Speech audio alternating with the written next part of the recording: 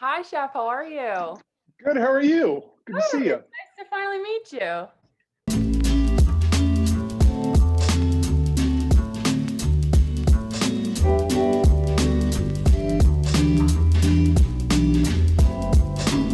Let's talk turkey. Let's talk what the heck just happened in 2020. Yeah. What the heck just happened? We can start like what are your initial thoughts on what just happened and where we're going? Man, great question. I mean, honestly, we were as an industry, the food industry was really starting to look at disposables, look at food waste, really have that almost be that culinary sustainability concept be its own ethos, right, within the industry. And people were not only interested in how they could make a difference, they were embracing it. Almost whether it was a small, on their own. yeah, absolutely. Whether it was a small operator to, a large conglomerate, right? Large corporate. And then, of course, I mean, we were living in the single-use era anyway. Yeah. But Just now, when we're out of holy it. crow. Yeah, exactly. Now with regards to, everybody being so COVID concerned, and yes, they absolutely should be, and that's the right thing to do, but my goodness, imagine what happened overnight to a supply chain on disposables when you went from maybe 20% of diners to 100%. And then we've really kind of eked back to likely like 70% is all still to go. People not really feeling comfortable in diminished capacities. So as a world that's trying to Right. fight sustainably, how do restaurants continue to answer nerves that no one wants to talk about out loud anyways, and still present the wow, the experience, the magic that is going out to eat? Absolutely. I mean, the way that I put it in my business is, how do you still make it sexy? How do you still evoke that emotion through food? That's what food's about. That's what food's about, exactly. So, that experience of food, how do you evoke that emotion with with something on a styrofoam plate, presumably, right? You Belly hopefully paper never nobody's looks using so that. good. Yes. Well, and I mean, then you get into things like barbecue coming on a half sheet tray.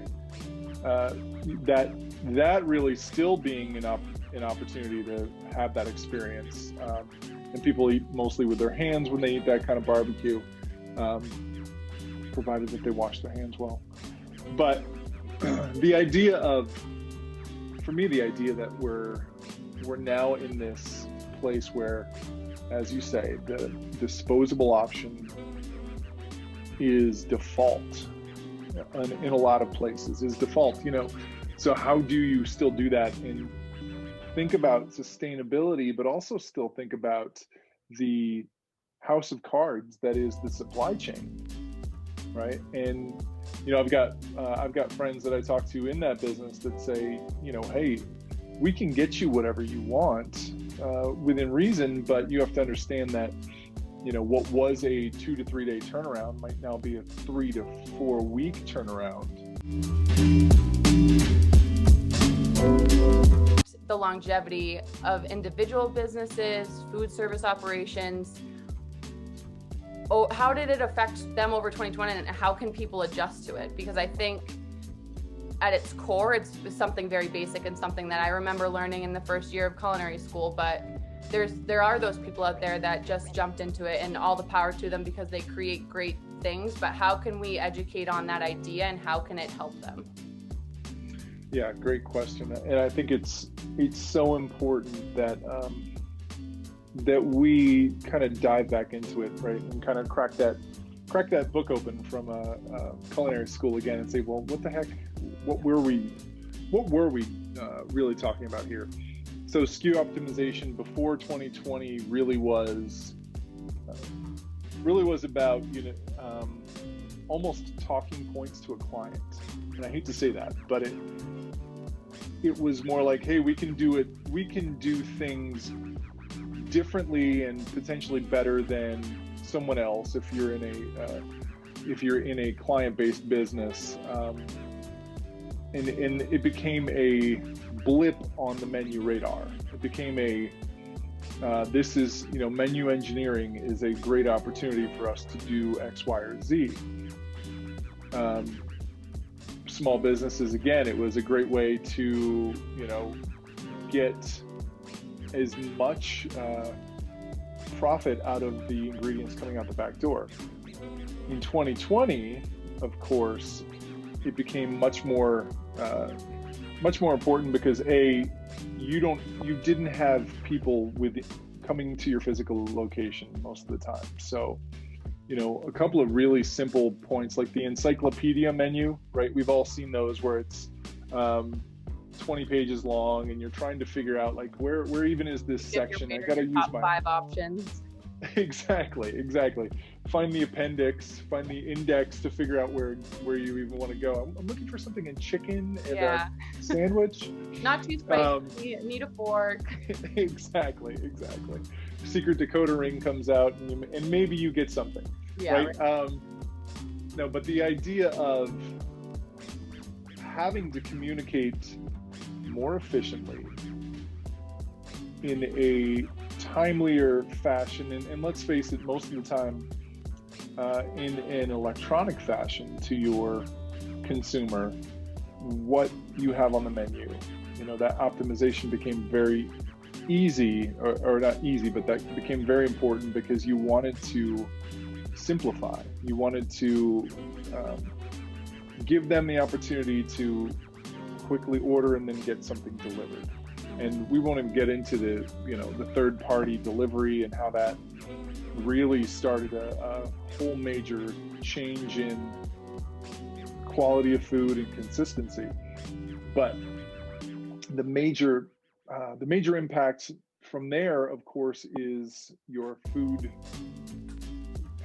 the optimization of the ingredients that you have, right? So limited purveyors being able to deliver food, having to do more with less, and then somehow deliver comfort options and craveable options to people that, so important. Connecting to the toe to snout deal, do you have any tips for the chefs that are running, just because of your experience with Envision Group? You have a chef that's never run that larger food service operation. How do you manage, and not only manage, but also educate on the necessity of sustainability and how easy it actually can be? Sure. I think honestly, the overall concept of a large food service facility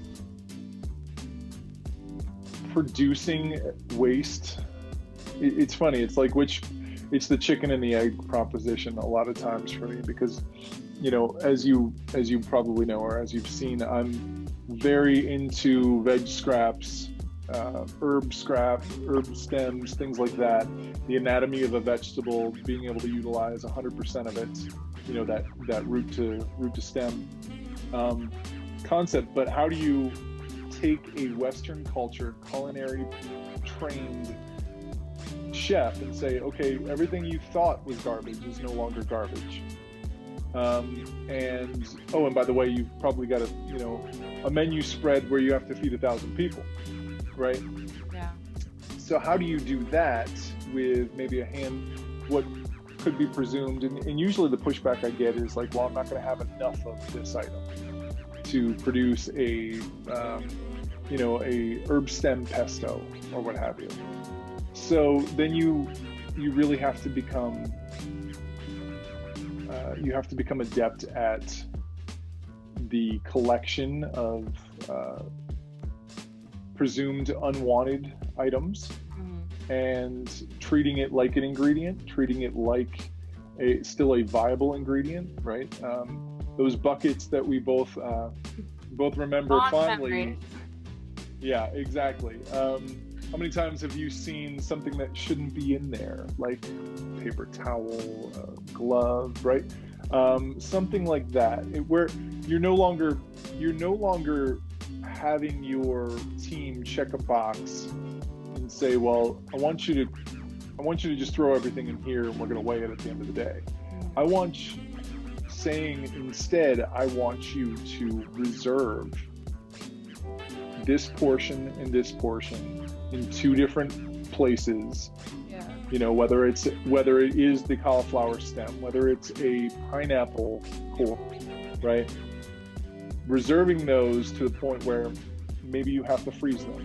Maybe you have to, put them in a cryo bag, and then increase your overall quantity in order to make something. Yeah. So it's just a different way of thinking of it. I was going to say, so instead of making it an order, instead of making it a requirement, make it a conversation. Absolutely. And, I'm always, once you start a conversation, I'm always very interested and usually like blown away by the ideas that staff already has, right? They're already looking at things and saying, well, what if I can incorporate more of what we purchase into our food? Would that potentially help them get a raise? Would that potentially help, the food costs go down and then maybe get that a piece of equipment that's broken in the kitchen fixed finally? It's like we need to move past, as an industry, looking at making a condiment from something like that. And your Lockheed is a perfect example, right? Or creating that al pastor with the pineapple cores, right? Basically recouping your cost in a way that it's bringing money toward the bottom line. And so much of what we do is razor thin margins anyway. It is great to have a chimichurri or a pesto, but it is far better to have a center of the plate saleable item. Yeah. Right, and be able to whether it's the broccoli stem or a broccoli stem steak, or even like a au gratin stems of broccoli, or whatever the root vegetable is, and being able to serve that as a viable center of the plate option. Yeah. That's where the shift really takes a turn, and people start feeling not only like they're, because let's face it, some of these things take a lot of labor potentially to get to the point where you want it. Yeah. Right. So how do you then say, well, I'm going to do this, but I'm also going to make a 2% lift in my overall profit? Mm-hmm. Well, Chef, that's all I had for you. Okay. I can't. All right. Well, it was so nice to just be able to pick your brain and have a creative conversation. Honestly. This has been great. Thank you, Chef. Now,